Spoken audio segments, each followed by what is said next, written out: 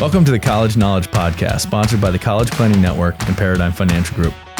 Whether you're searching for that right fit college, applying to college, or figuring out how you're going to afford it all, you're in the right place. You'll hear from deans, admissions counselors, student athletes, and scholars from esteemed universities and colleges around the country. We'll dig deep to uncover their insight and unique experiences.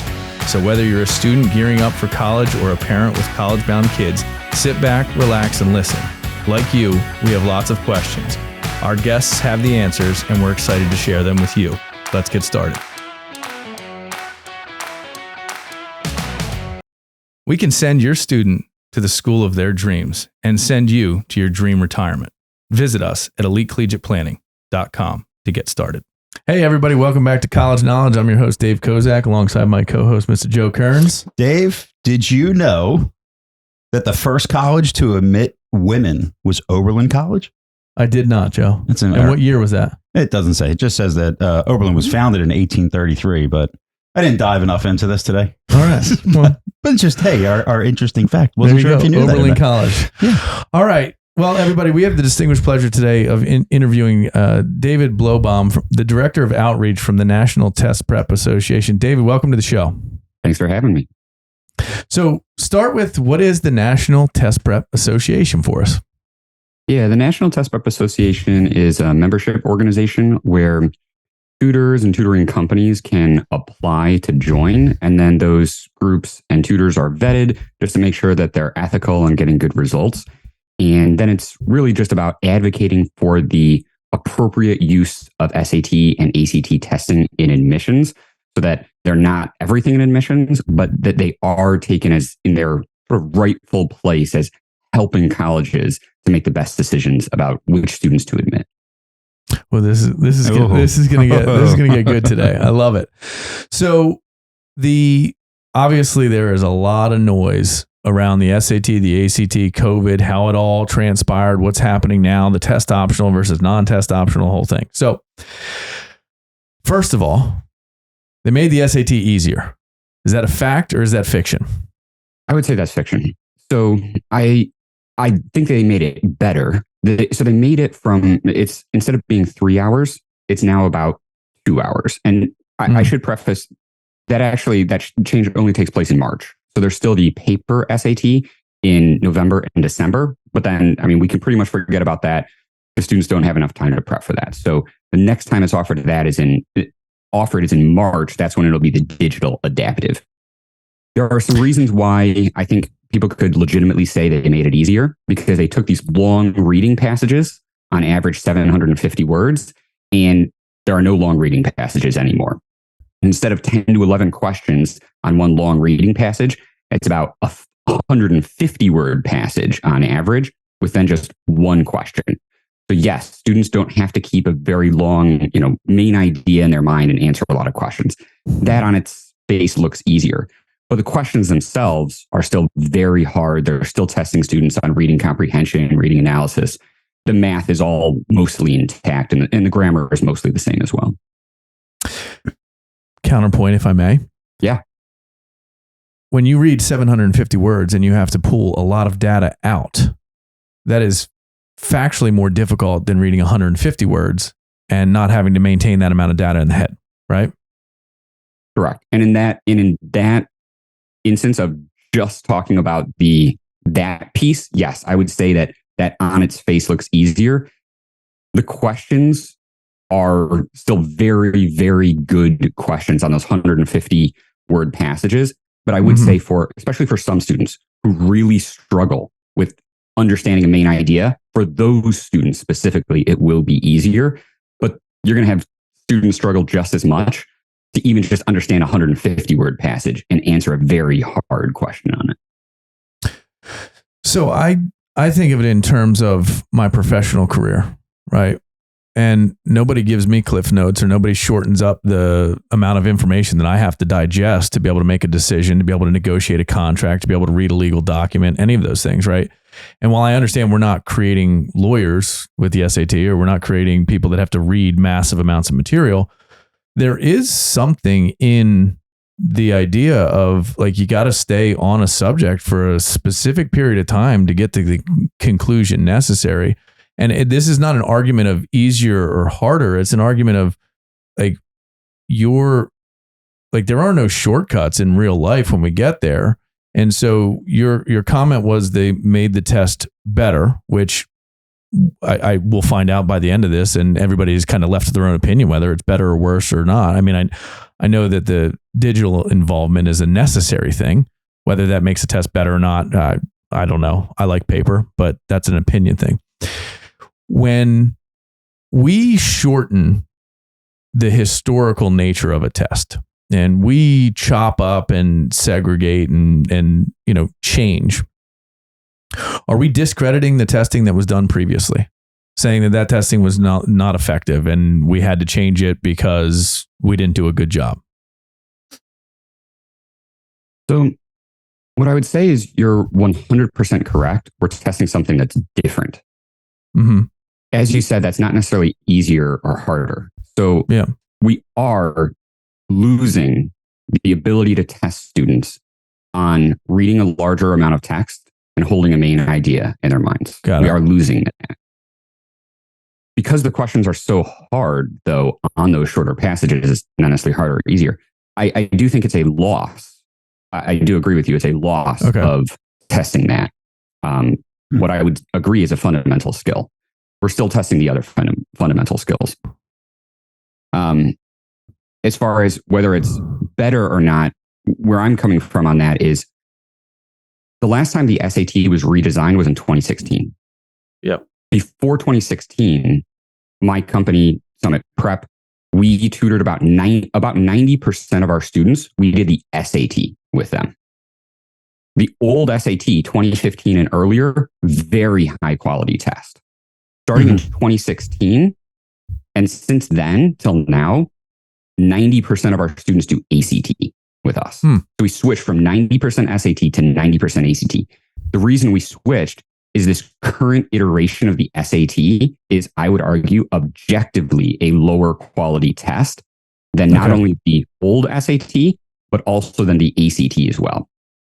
What I'm seeing from this new SAT that'll be rolled out in March of 2024 for US students is that the test questions themselves are now back to a higher quality. So what's very frustrating for especially high achieving students on this current SAT is, I would argue there are some questions where there's either no right answers or there's two right answers. The nuance between what the SAT is currently saying is, well, this makes a right answer, or this makes a wrong answer. I think they're actually genuinely wrong on some of these questions. They're still very good tests, but for a very high achieving student who's going for every single question correct, that can be a very frustrating experience when the test currently says pick the best answer to a question on the reading section. Well, you'll work with very high achieving students where they're like, David, none of these are right. And I'm like, you know what? Because they'll say, this word in this answer makes this question wrong. And I'm like, you know what? I don't even disagree with you. But I would say it's the best answer of those answers. Although even that one is wrong, but just the least wrong. That's a very frustrating experience for a very high achieving student. So I would say the new SAT, everything we've seen from it, has worked out those errors. And the ACT doesn't have those errors. So that's why I think it is going back to a higher quality test. The adaptive nature of it, I think, is a brilliant change that gives you, theoretically, and we'll get into why I'm not even recommending the new SAT for students. We'll get into that. Really recommending the ACT because there's too many unknowns about the new SAT. But I'm just saying everything I've seen for the new SAT looks like the adaptive nature is fantastic, and they've gone back to higher quality questions. Excellent. I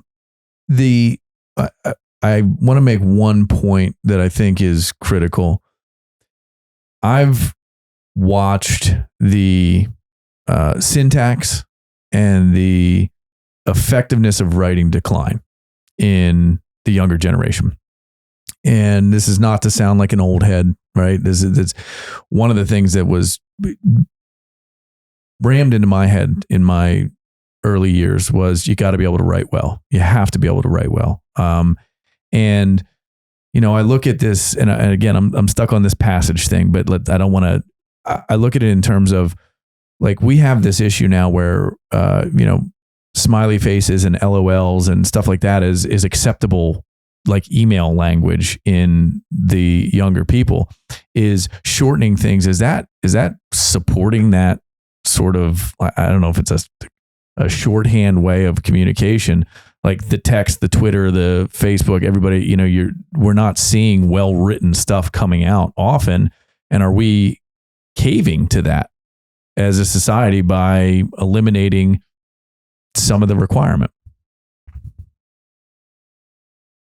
Well, if I could take a step back and just go to the larger point of, is our society caving to that? I would say absolutely 100% yes. That's objectively true. American education is objectively in decline. And the easiest way to see that is that, the Higher Education Research Institute from UCLA has done a freshman survey since 1966. In 1966, it was 80% of students did not have an A average. So an A average in high school, I should specify, these are for students who are going on to a 4-year BA granting university. So 80% did not have an A average. So an A average was relatively rare. Last year, same survey, 80% of students did have an A average. 20% didn't have an A average. That's insane. It's so insanity. This is where I lost my mind when they shut the SAT down. They didn't have the capability to do it. COVID interfered with it. Like we can talk about why it all happened, but that's one of the only tests, the ACT or the SAT, that puts everybody on paper and says, here it is. And I understand some kids don't test well. You could talk about that all day long, but we're allowing a GPA at a high school where you just stated that 80% are A averages. Are the teachers pressing as hard? How are we differentiating high quality students if everybody's got an A? Right now, we'll talk about course curriculum and rigor and all that stuff that matter more now than ever. But that is just like, we're almost setting people up for the mental failure in the future of disappointment and ineffectiveness, right? If you get A's your whole life and all of a sudden you get in a job and you're told you fail, what does that do to a student, right? What are we really setting them up for? Shocking. No, you're absolutely right. And, it would be one thing if in the last 60 years, education had just gotten so much better that 80% of students should get A's. But that's not what has happened because standardized test scores have stayed flat for most of that time. And they're actually at an all-time low. So no, it is not that students are getting a better education. They're just getting easier A's. And that's not, sorry, go ahead. That's not just at the high school level. That's happened at academia. I mean, there have been reports of high academic schools just giving out the grade. You're absolutely correct. So, even when you look at Harvard and you see the grade inflation at Harvard, the average grade at Harvard is now an A minus. Essentially, everybody has an A average even at Harvard. So you're exactly right. It's not just a problem in high schools. It's a problem, below high school, in college. There has just really been a massive amount of grade inflation. And you're right. We're not able to differentiate those most high achieving students or really see much stratification in academic achievement with grades alone. So that is where the SAT or the ACT or other standardized tests come in. They're universally available.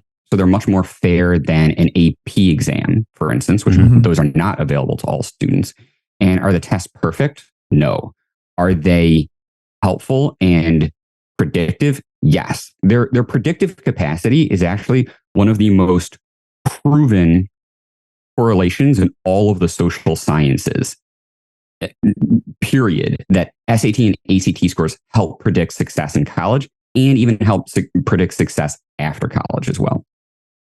Well, I think there's another thing that matters here is success is a relatively subjective environment, right? And so what I look at when I look at those standardized test scores and their application to success in life is discipline, diligence, and work ethic, right? Not necessarily that you're going to be some, mega billionaire because you did that. You're going to be effective in the workplace. You're going to get the work done. You're going to be, there's upward mobility. There's all those things that are proven out by those tests.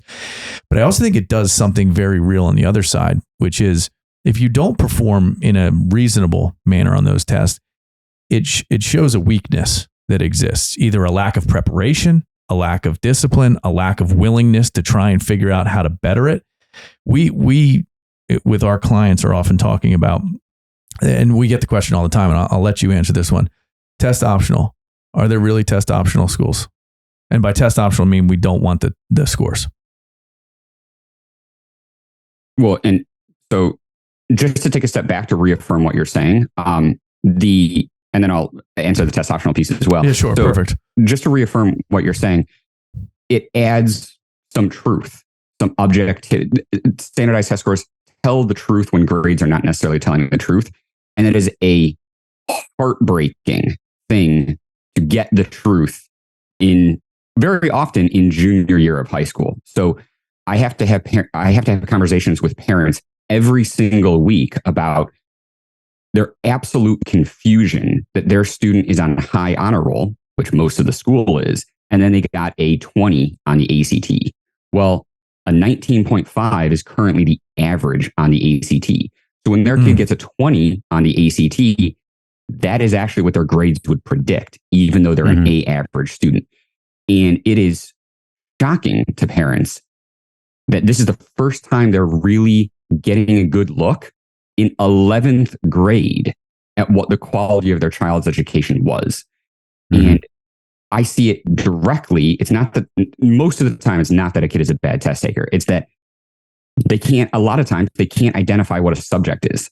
They'll hear one reason being self-defense, and they'll say, yeah, that's a full sentence, because being kind of has an action word to it, right? It's not, no, that's not a full sentence. It's, one reason is self-defense. That would be a full sentence. A shocking number of students cannot even identify a sentence. Right. So very hard for parents to hear the truth in junior year. And most of the time, they're not going to accept that truth. They're going to blame the SAT and ACT for being bad tests, or say that their child is a bad test taker. When most of the time, that's not the case. It's actually, to your point, showing real deficiencies. Well, it's actually, numbers don't lie. You said if the student with an A average, right, is getting a 20 on the ACT, well, if the 80% of students are A, that's the average, right? So you're actually in line with your numbers there. The numbers aren't lying, right? It's straight. They just don't know that statistic you brought up earlier, right? Yeah, you're in line with 80% of the students in this country right now. That's not above average, right? So interesting. Yeah, absolutely. And so it's unfortunate that we have the most grade inflation in history at the same time that in the last 100 years, well, I shouldn't say 100 years, but the test optional movement is coming at the exact wrong time when grades mean the least. Now, grades actually still are the best predictor of success in college still, but the SAT and ACT have risen in their predictive capacity as grades have declined in their predictive capacity. So to your question of, are there actually test optional schools? We really have to break down what's the meaning of test optional. So test optional means you have the option to not submit test scores in college. But that doesn't mean it's an equal option.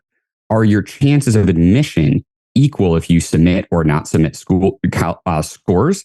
No, though it depends on what those scores are. So even though my company specializes on SAT and ACT tutoring, I'm not going to tell a student to submit their SAT and ACT scores all the time. I'm only going to tell them to do that when it's advantageous to them. So, rule of thumb, and people differ on this, but it's generally accepted that for most students coming from most schools, applying to most colleges, if you're at that 25th percentile or above of the college's SAT and ACT scores, you're going to want to submit. Again, it varies. There are some great private schools around here that have been told by colleges, no, only submit if you're at or above the median, because these highly selective private colleges, they know these highly selective private high schools, they want those kids regardless. So, there's some back channel discussions of, there's more nuance is what I'm trying to say. But David, can you just clarify for our listeners, just in case they don't know what that median 25th percentile, what that actually means? So just to put it into the number, the tests, what that means for our listeners and our parents and students. Perfect. Great question. So what all parents should be doing is Googling the school's name and then put the words common data set after that school's name. So if you Google, let's say, Villanova University Common Data Set, you're going to get more data on Villanova's admissions than anywhere else that you could find. And so I'm not looking at Villanova's data, but let's just make it up. So let's say that Villanova's average SAT score or median SAT score is a 1450. The middle 50% of their enrolled students then might be between a 1400 and 1500, meaning 25% of their enrolled students scored below a 1400, 25% of enrolled students scored above a 1500. So 50% of those enrolled students scored between a 14 to 1500. That's their middle 50%. If you're below that middle 15%, so in the bottom 25th percentile of scores, generally that's when you would not want to admit. Again, that's a generalization. Sure. Well, and I think there's something else to add to, and I want to, there's a monetary component to this that we must not ignore, because that's the business we're in, right? The business of college is real. And so just to kind of reiterate the point you made about the quality private schools, those quality private schools also have a fee. Those fees are also paid. Schools that require solvency, which is every school, need people that can afford at the same time they want the best and brightest. And so they're not always the same thing, right? Someone that can afford may get the admission without the submission of scores because they can afford, right? That is a reality. And people can argue it all day long, but college is big business and you have to understand the business end of that. The other point that I want to validate is if you have a 4.2 GPA and you score 1,000 on the SAT, you are essentially, and submitting that score with that GPA, you are essentially telling the school that the GPA is not real and the score is the more valid piece of information at that point. And that is something that people have to understand, right? If I don't care that your child has a 4.65 or almost a 5.1 or whatever the inflated GPAs are, if that SAT score is not commensurate with that GPA, it is going to tell what it needs to tell to the institution. Yeah, absolutely correct. So I want to get back to the ACT SAT conversation that you've been having, because you've turned to the ACT and the jury's still out on what the new SAT is going to be and whether you may pivot back. It's all going to be dependent upon that test.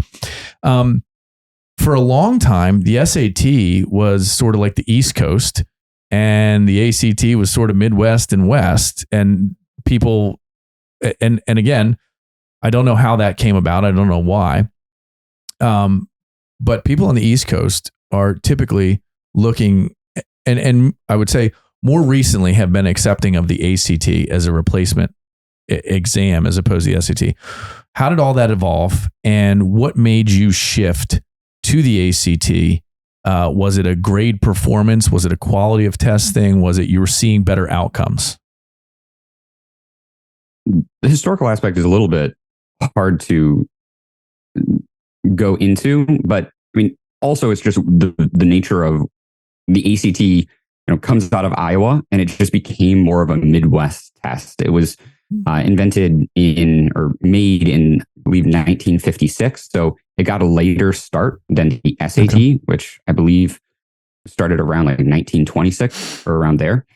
So the East and West Coast elite universities really had already accepted the SAT as the standard. So later on, the ACT as a later entrant really got the Midwest schools and started in the Midwest. as far as, and actually, could you clarify again what your second question there was? So the shift you made to the ACT, was it a quality of test, a quality of score, a more refined environment? Was it because of the science? Was it because of the well-roundedness of it? What made you change, other than your point you've already made, which is some of the questions on the SAT led to high achievers to say, like, I can't, right? I don't even know what to tell you. This question's bupkis. That's a great question. So there are a lot of factors in play on why we shifted from SAT to ACT. So some things to understand about the test is about 95% of schools in the country will superscore your SAT results. Only about 70% or so will superscore your ACT results. That's an inherent advantage to the SAT, and that's a very large advantage, especially at those really elite colleges that a lot of students are trying to get into. Because there are three factors that go into performance on testing. There's, did the student have a good day? And that can vary a lot. There's, did the content tested on that SAT or ACT fit that student's knowledge base well? Because it's a bank of different question types that they're asking. So some tests are going to fit a student better or worse than others. And these tests are very well designed, but they still have errors in them. So every test is curved. Easier tests have a steeper curve so that it brings student scores down. So students don't just get an amazing score because they got lucky with an easy test. Those hard tests are curved better so that students don't just unfairly get bad scores because they got a hard test. But that equating, that scaling is imperfect. So even the SAT and ACT will say on the SAT, there's about a 30% or 30-point margin of error where it's an error in their curving. The ACT, that same number is a 1-point error in their curve on average. So if a student's true ability level is at a 30, they'd be expected to score between a 31 and a 29 just because of the error in the curve, not their performance, not the difference in content. So long story short, you're going to see variability in scores if you just keep retaking the test, even if you didn't improve or get worse on the test themselves. So the ability to superscore is massive then, because if you have a good day on a test that fits you well with a curve that was advantageous, it had a curve, an error in the curve that brought student scores unfairly up, well, then maybe you've maxed out your math score that day. Let's say on the SAT math, you get 780 math, but in practice, you were only scoring a 720 math on average, right? Then we'll never work on the math ever again in prep.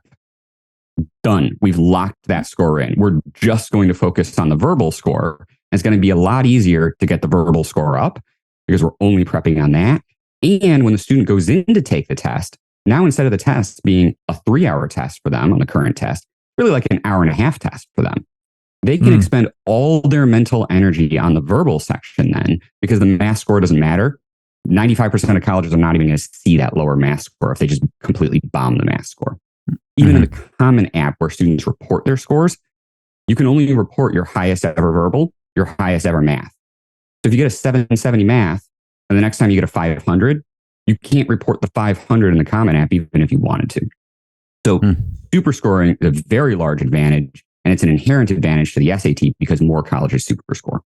So pre-2016, I would say the tests were about equal in quality and the SAT superscored. That's it. That's the reason most of our students then, we advised that truthfully, it was going to be, the SAT was going to be a better fit for them. Also, the old SAT, it had a lot more vocab. So if you include the more difficult vocab in the reading passages, the vocab has actually dramatically decreased in difficulty, even in the reading passages themselves. Vocab was like 40% of your verbal score or your reading score on the old SAT. Vocab is essentially 0% of your reading score on the current SAT. So by just having students learn 1,500 vocab words, they were going to get a huge boost to their SAT score on the old SAT. So that advantage went away.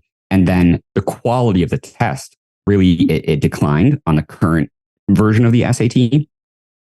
They also decreased the margin of scores on the high end of the scale. So it will be a little bit tricky to explain on a podcast where you can't see the numbers. Sure. But in short, a 1400 on the old SAT, so 2015 and earlier, used to be, I think it was a top 1 or top 2 percentile score. That's essentially the score that you needed to get considered by, a top 50 school in the country.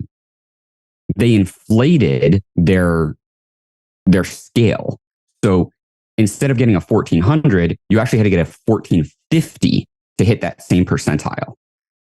So where students used to be able to score between a 1400 and a 1600, and those were all very good scores. Now students had to score between a 1450 and a 1600. So it was a lot less room and a lot less precision for high achieving students. At the same time, the curves became very unpredictable. So the worst ever curve was one wrong on the math. You go from an 800 to a 750. It's terrible. You make one silly mistake and you're off 50 points on the math section. That's devastating. You essentially can't reach your score goal, essentially, if you're a very high achieving student on that test day. You'd have to have a perfect day on the math. So the lower quality of the questions, the smaller range of very high scores as they relate to percentiles, and the inconsistent curves, for all those reasons, the ACT became the more consistent, more preppable test.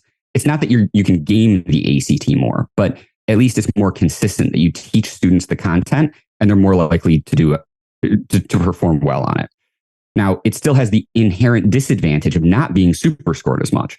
It was just all the other disadvantages to the SAT overwhelmed that super scoring advantage to the SAT. And the last point is what somewhat compensates is that students can delete ACT scores for free at any time. That's a little known. It's not that students will necessarily want to delete their ACT scores, but it takes the pressure off on test day, and it actually allows students to go take the real ACT as practice, so they can start practicing with the real ACT, and then eventually they're not nervous taking the real ACT. They're annoyed at taking the real ACT, but they're going to have better performance being annoyed than nervous. So it's a lot of nuance in it, but that mostly encapsulates why we shifted mostly to the ACT for the last, almost, 7 years. Thank you guys for being a part of College Knowledge. Your support means everything to us. Please leave us a review and help us grow and help more families. Well, there was also a pretty failed trial change to the SAT in that time frame as well, which was adding the writing component and changing the scoring system and undoing the scoring system, and like that when you change something and fail at it, it's going to have detractors move away from it at the same time. And so it sounds, a lot of the things that you're talking about, the differences come down to a lot of, I would say, the ability to prep and the ability to, I would say, almost like find where your weaknesses are to be able to focus on them where that may not be as visible with the SAT. I don't know if I'm reading between the lines there as far as like actually prepping for the ACT a little bit easier. But when it gets to, hey, the reason we're taking these tests is to try and get a good score that helps me get admitted. Is there any type of are schools diving into the ACT as an admissions officer know about the differences between that curve and an SAT, and it may be looking at a student that had a good score, but it doesn't necessarily show? Like, does it play a role, the difference in the ACT? I've always heard it doesn't. You submit one, but do admissions officers know the info you just kind of brought up? And does that play a role in admissions at all? Have you seen? I would say 0 of them know that. Okay. Right. It's not their fault, right? Because they're not working with the tests. Yeah. And it goes back to the earlier point about what's the point of college admissions? It's enrollment management.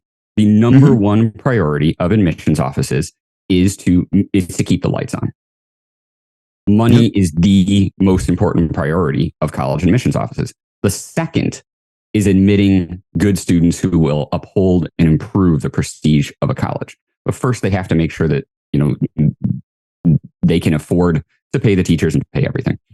And so when that's your priority and your secondary priority is admitting good students, they really don't have the time to really dive into the nuances between and the differences between the tests.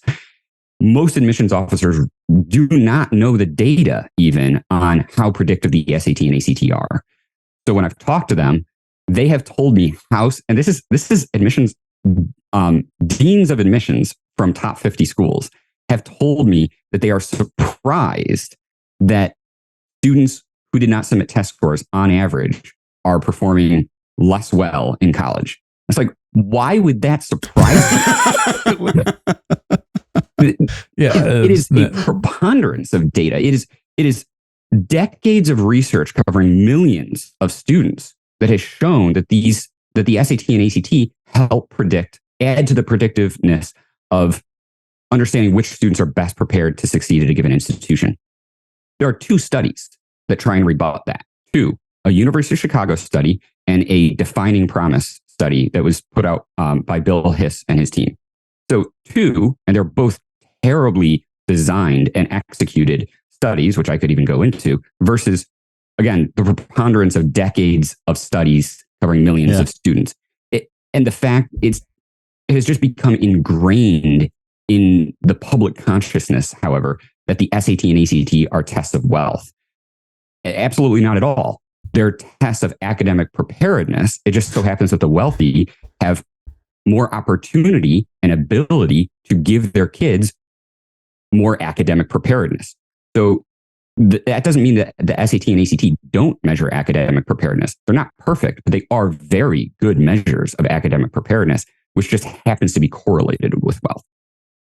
Well, and again, I go back to the real world that we all earn and make a living and have jobs in. Like, I got 2 candidates, and one's got the credential and one's got the capability and one's got the attitude. I'm taking that person over the person that doesn't. So whether it's a wealth divide, which I disagree with, the idea is, how much did you pull your bootstraps up and get done what you needed to get done? That's what it comes down to from my perspective, right? You're not sitting in an employer saying, oh, well, I didn't achieve here, I didn't achieve there, but I'm going to achieve here. Like, no, it doesn't happen that way, right? A question on perfect scores, because you talked about the inflation of scores. I've seen more perfect scores on the SAT in the last 10 years than, when I took them, I got a 1290. And that was like, people were satisfied, happy, impressive, whatever. And there were not perfect scores. They were few and far between. And one kid maybe in the high school at most was even close. That doesn't seem to be the norm anymore, where it is this elusive thing to get a 1600. You talk to that a little bit?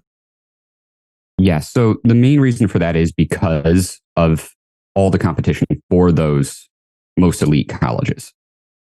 So there used to be massively less competition. And so students weren't retaking the tests as many times as they were. They weren't doing as much prep. Ironically, test optional admissions has even exacerbated that problem, because now when these schools are publishing their median SAT score, well, they're only publishing their median SAT score of students who submitted scores. Mm-hmm. So if only 50% of enrolled students submitted scores, you can easily assume that it was the top 50% of students with scores who even submitted them. Yeah. So now you're taking the median of the top 50%. That's not the median of the whole class. So these medians, these scores have just moved up and up and up and up and up for these schools. So now when students look at the common data set and they look at that middle 50 percentile range, the scores are so much higher than they were before. And there's so much more competition, because students, instead of applying to maybe 3 or 4 schools, a lot of students applying to 10, 15 schools. So there's so much more competition now that there's more emphasis on getting a really high score, which means students are taking the test more times. They're doing more prep than ever before. That's leading to these higher scores. And I have to put a plug in right here for the sponsor, College Planning Network, because they've just you talk about the common data set. Not a lot of people know about the common data set. It's 80 some pages of information from every institution in the country. The College Planning Network is about to launch a technology that takes all of that information and presents it in a usable fashion for each individual family to actually look at this stuff. So there's a very cool piece of technology that summarizes the common data sets, gives you comparability and all that at collegeplanningnet.com. I think this also goes to your profession, which is test preparation. Now, before we jump into that, because I think it's a very important thing to talk about, because I don't think people take it seriously enough. If you want elite, you need to prepare. There was a study, and I can't remember when I read it, when it was done. So I apologize for not being able to kick it back like you've been doing and citing the source. But it had to do with Asian American students and high achieving essay or high performance on SATs. And the study culminated with the fact that the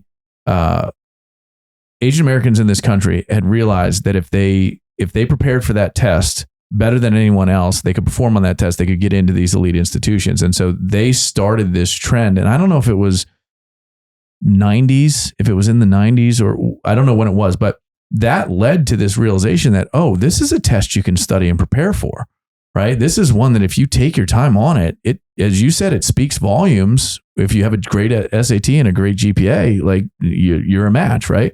So I don't know if you know of that study or you've seen anything about that. I just know it was I want to say it was the Wall Street Journal, but I can't remember. There's truth in that preparation component, which I think is where you spend a lot of your time. So talk about the importance of the preparation and any studies you can cite on the benefit of preparation. Yeah, it's a great topic and contentious topic. Very. So before going into the preparation, just to give more context for listeners, sure, if they'd like it. So the SAT was actually originally designed in order to help disadvantaged students get into the most elite colleges.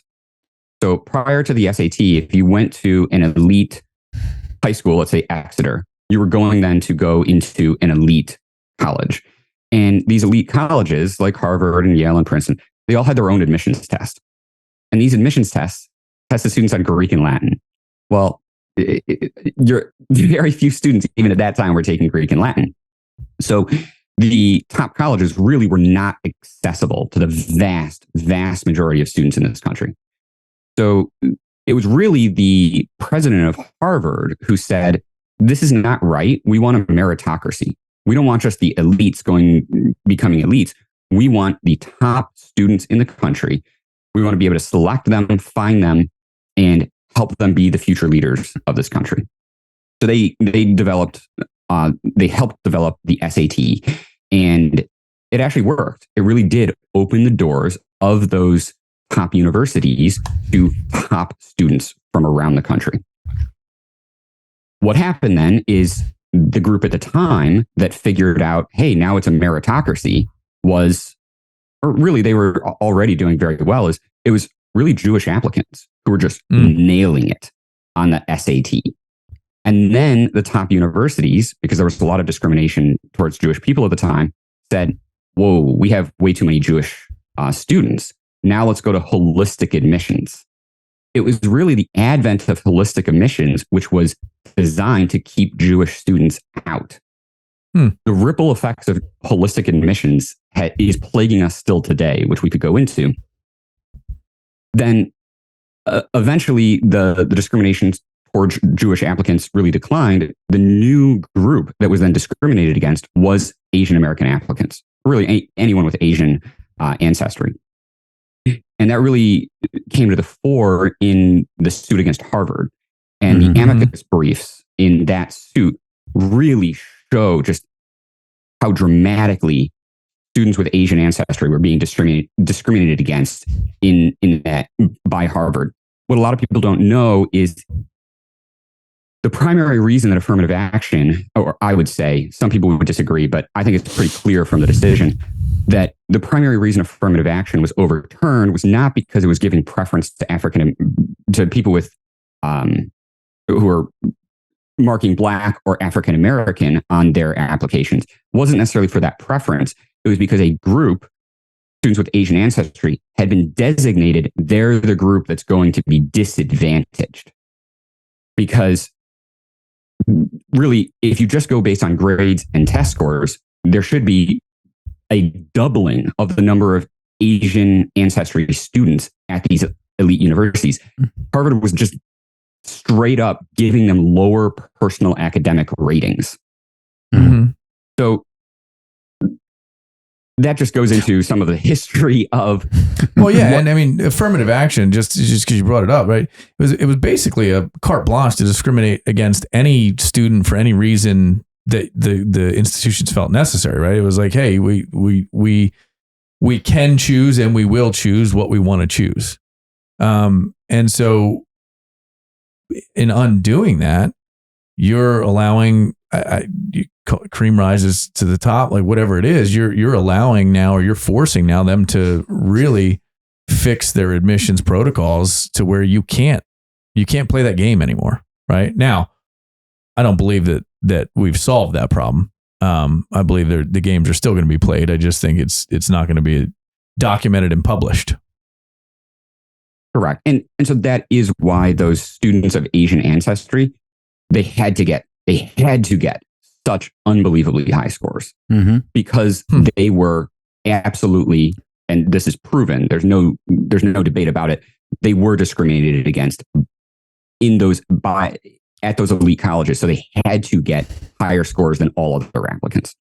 So that was really the rise in their scores. Now, how do they actually get those higher scores?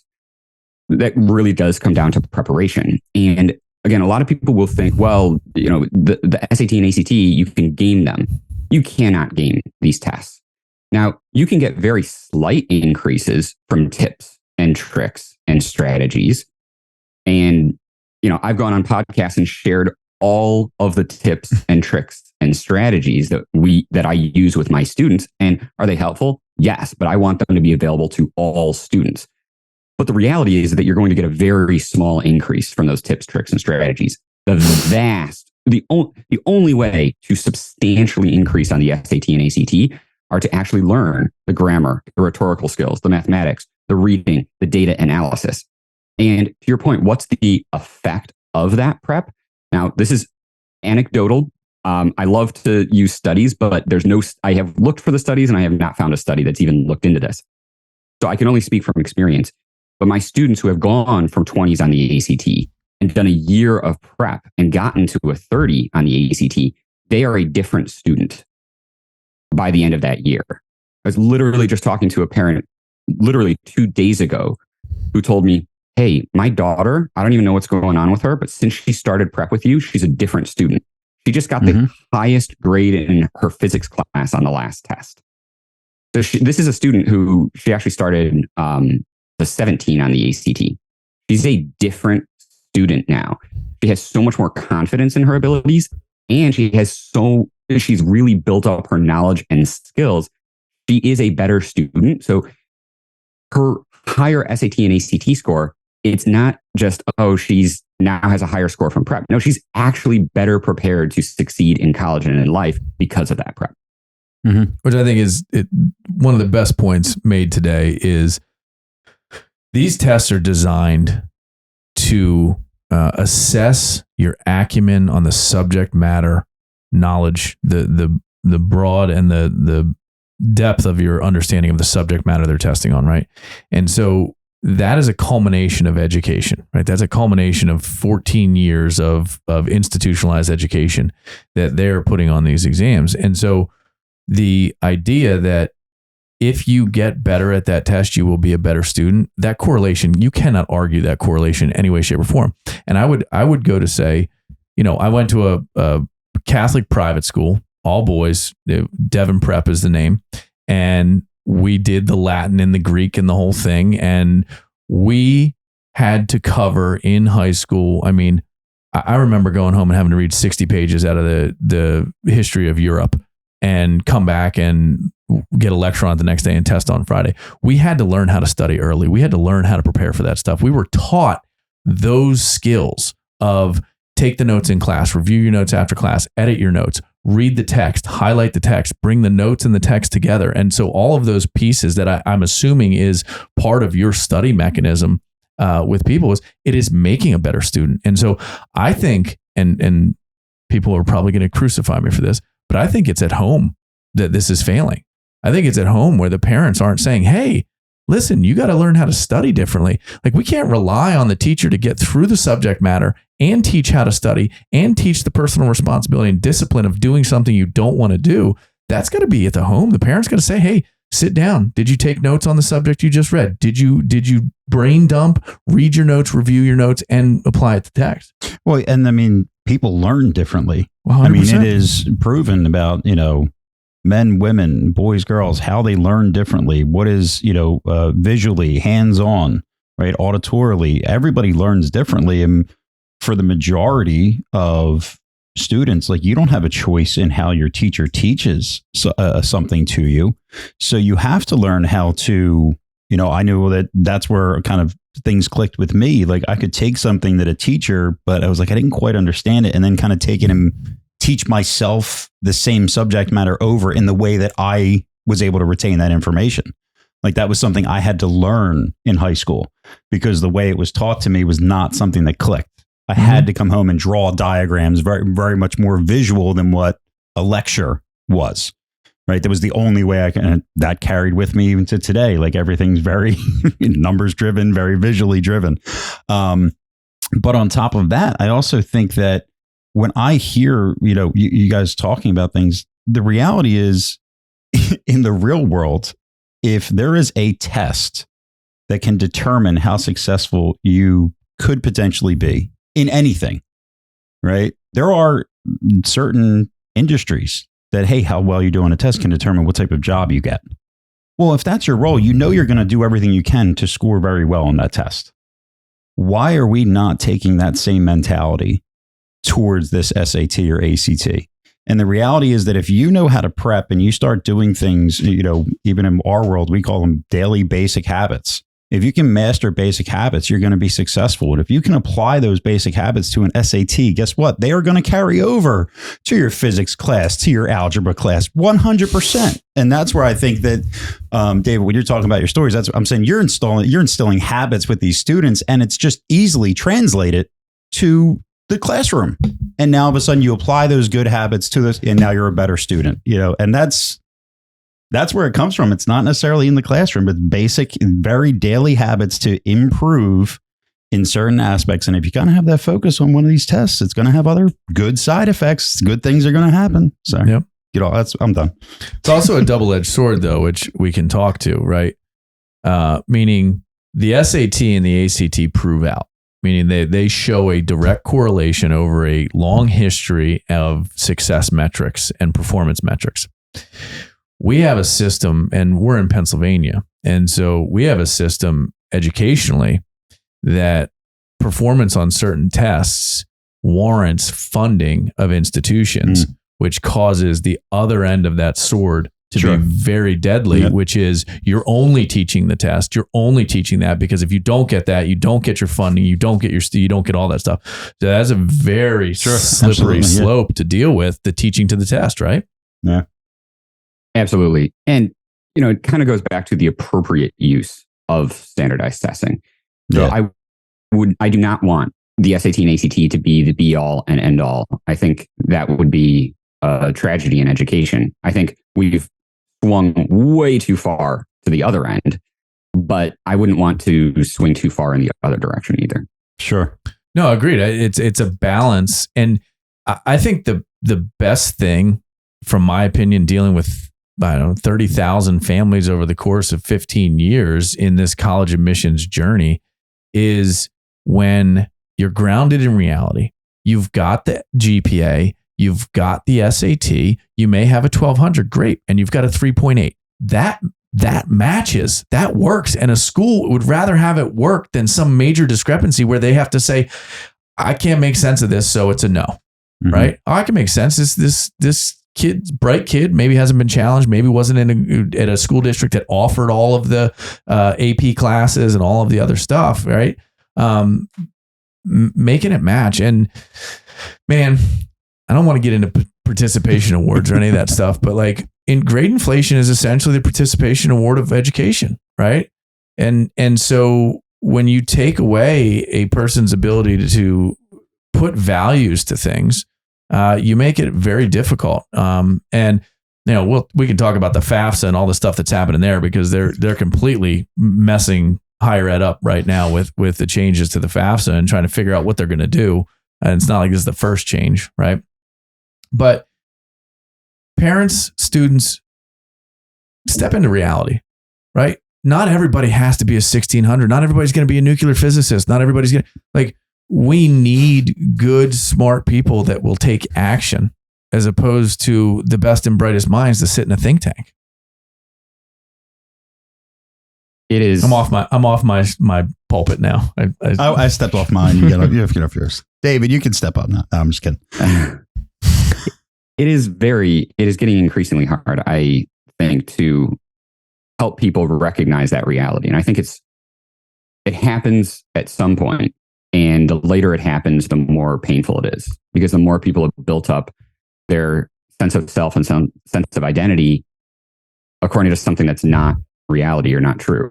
And so if they don't get that wake-up call with the SAT and ACT, it's not that the SAT and ACT are accurate for all students. It's actually not, but it is for the vast majority of students. But if they don't get that wake-up call on the SAT and ACT, and they don't get it in college because they're getting easy grades in college, then it becomes harder and harder even to get it in the workplace, where they're not good at dealing with even constructive criticism when they get to the workforce. And it can be I see it with my, former students who I'm in contact with. It can be a very hard adjustment into the workforce, where people aren't just praising you all the time, and where people are saying, no, you need to improve on this. And it's very hard in their 20s to start getting that sense of self that they should have gotten much younger. Yeah, no doubt about it. I mean, and that's one of the issues that stems off of all of these subjects, and it's not directly correlated to SAT or grades, is the coping that has not been taught. And the reality of, like, you need to fail to find success. And we're just trying to limit failure across the board. You talk about the helicopter parents. There's a new term called the lawnmower parent, which is they're so ingrained that that child has no chance in the future. But, kids have to fail. They have to pull themselves back up, because resiliency is they talk about this. There was a study, again, I can't cite it like you can, so I apologize, but it talked about the single biggest factor in success was grit. And grit is stick-to-itness, discipline to get it done. And if you get knocked down and you can't get back up, there is no grit to that, and there is no success in that. So we need to encourage failure far more than we allow failure to happen in society right now. I could not agree more. And it's rare that we're going to come across catastrophic events are rare, but just because they're rare doesn't mean that they don't happen. We will all come across catastrophic events in our lifetime. It's going to be those students and those people who get back up from it, learn from it, who are going to succeed the most. And I think that's I think you're absolutely right on that. Grit and resilience are probably the largest determinant of overall success. Which will lead me to my last question, talking about grit, resilience. And this is, I'll say kind of a rapid fire, but in your opinion, I'll start it with when should you first take one of these ACT, SATs? But then the grit, resilience, how many times should you take it, in your opinion? So I'm going to give very different advice than what most people give, because, and this is what I tell my students as well. So for instance, my students who are juniors right now, who I'm working with, most of them are starting to take the SAT and ACT. But I tell them, you're not taking the SAT and ACT, you're practicing with the SAT and ACT. So these original tests, they're really just mock tests, but they're the best mock tests you could ever have, because you're going into the testing room and you're taking the real test. I'm not expecting them to get their high score now. If I was going to wait for them to actually hit their potential on the exams, probably have them start taking the tests in maybe April of their junior year. So for my students, they're going to take the tests, and people are going to be like, what? This is insane. My students on average, they're taking the test 4 to 5 times. Now, I would say, how many times are they really taking the test? 1 or 2 times, because they're taking the test really 1 or 2 times when they're at their potential. I'm just having to get the best possible practice with the test leading up to their potential. So we just see that they continue to work their score up and up and up. Got it.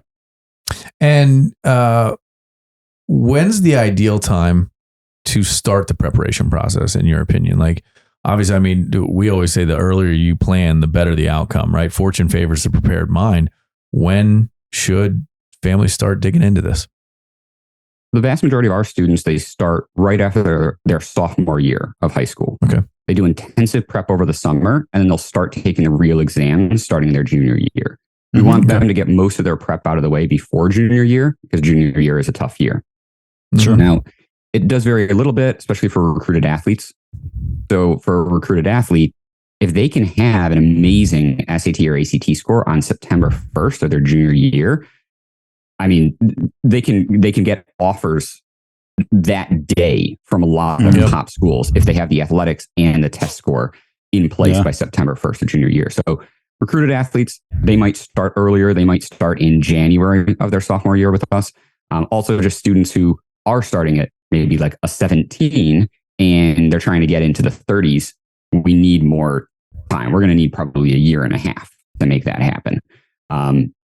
And especially because there's diminishing returns over time. So you can likely go up faster, but then to continually go up, you're really, really going to be grinding it out. But on average, right after sophomore year, start doing intensive prep over the summer. Love it, David. This has been fantastic. If people want to discover you, find you, where do they go? What do they do? I'm going to point you to the National Test Prep Association. So it'll be nationaltestprep.org. That's where families can go, see a list of all the vetted ethical tutors in the country that are part of our organization. Has a map there, so you can find someone in your area, but most of us also work with families online and around the world. Fantastic stuff. David, I appreciate the conversation. I think this was eye-opening for a lot of people. I think it will be certainly make them think about this a little bit more. So thank you again for your time. Yeah, thank you so much. Greatly enjoyed today. Love the numbers, some eye-opening statistics, and greatly enjoyed it. Thank you so much. My pleasure. Thank you, guys. All right, everybody. This has been College Knowledge. If you enjoyed the episode, please like, share, and subscribe. If you haven't seen it yet, we have a free college planning brochure at elitecollegiateplanning.com under the Resources tab. This is a free resource that explains what college planning requires and how Elite Collegiate Planning serves these needs. And remember, plan early, pay less. Thanks for listening to the College Knowledge Podcast with your hosts, Dave Kozak and Joe Kearns. We hope you enjoyed this week's exploration of higher education, sponsored by the College Planning Network and Paradigm Financial Group. That's all for this episode. See you next time.